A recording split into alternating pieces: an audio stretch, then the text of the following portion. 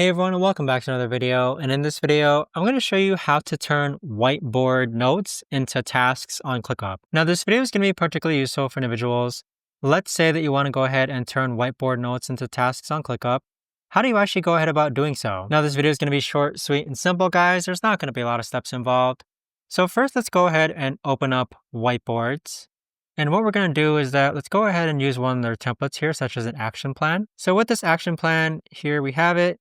Now, in order to actually go ahead and turn these notes into tasks, all you've got to do is click on the note and then click on task, convert to task. Next, click on which list you want it to create in, and then click on convert to task. So we've now turned that into a task where if we go back into, I believe it was content ideas, you'll see that we now have this, which came from our whiteboard, added as a task.